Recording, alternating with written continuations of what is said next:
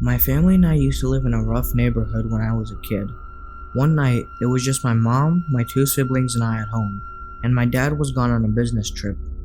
Around midnight, someone started knocking on our door. My mom woke up, went to the front door, and asked who it was. No one answered.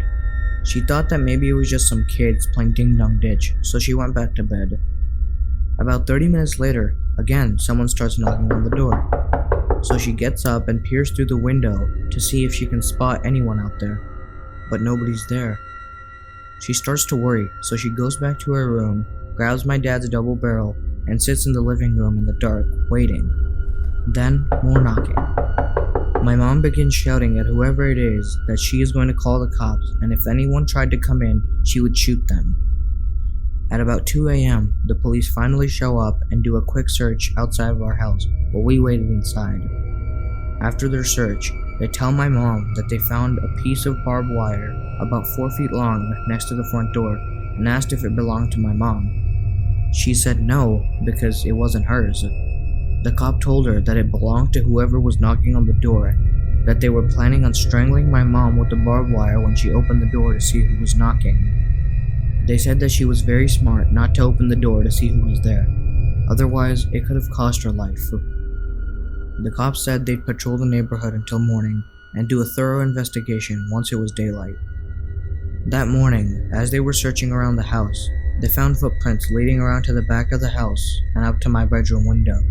They had also found nicks in the windowsill where the person was trying to pry it open to break in but failed. My mom always suspected it was this one neighbor because he always stared at my mom through his curtains and wasn't very friendly. He also knew when my dad wasn't home since he knows what vehicle he drives. We moved out of that house after that, and I don't know what could have happened if my mom actually opened the door. Who knows, maybe those creeps would have killed my mom. Or should I say creep, if there was only one person. I'm still lucky to this day.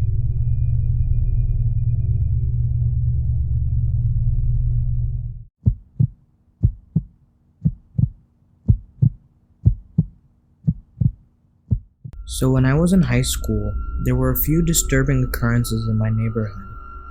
A woman down the street who lived alone woke up one night to go to the bathroom and heard her TV on in the living room. So she naturally wandered in there, assuming nothing out of the ordinary. She found a guy on her couch watching the TV.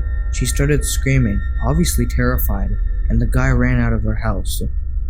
Maybe a week later, further down the street, there was a family with a younger daughter. She woke up in the middle of the night with her bedsheet pulled down and a guy tickling her feet.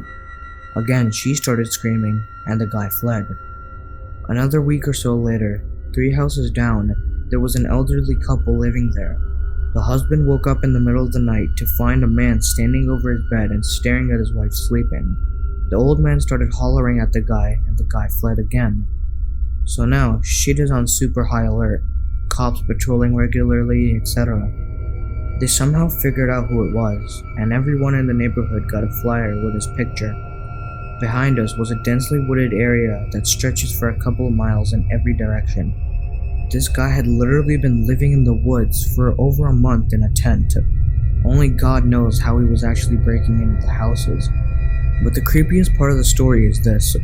One night, in the middle of all these incidents, we had our sliding glass door open with just the screen door behind it shut. Again, this was in the summer. We had a big backyard and it was completely pitch black. Our dog suddenly jolted up and started growling viciously.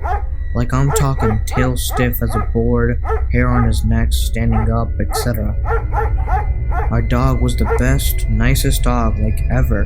He never did anything like that. So naturally, we were like, what the hell?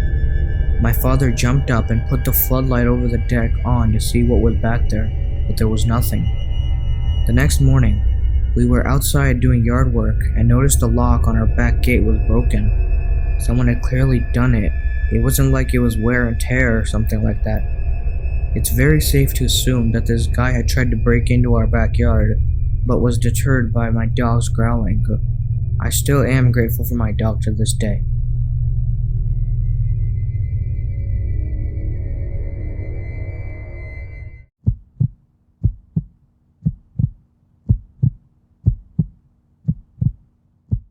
My dad lives in an apartment, and one day, he came home to cops outside of his door. It was very early, like 5 or 5:30 a.m. They asked my dad if they could ask him some questions, and my dad said of course. He invited them in and made them some breakfast. They asked him some questions about his neighbor across the hall, just general stuff like have you noticed anything weird, etc. My dad told him no. He looks like a well put together person, 30-ish-year-old businessman. My dad lives in the higher end apartments, so this is what everyone looks like. Nothing weird or out of the ordinary. The cops go on to explain that a 30-year-old woman is missing and was last seen by a security camera walking into the building with this man. But they had never seen any footage of her coming out, or for that matter, leaving the apartment. The cops stay outside and monitor the apartment until about 5 p.m. that night, when they finally get a warrant.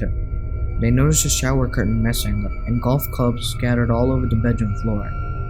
They end up arresting the guy.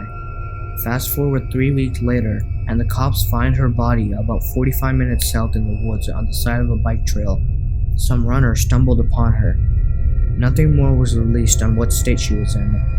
Then, about 2 months ago, they found more tapes. As the investigators went back to look at them, they discovered the man leaving the apartment with his golf bag. But like I said earlier, all of his golf clubs were in the room. I'm sure many people have put 2 and 2 together. A full-sized woman wouldn't fit in a golf bag, but that's how he got her out. His trial is coming up.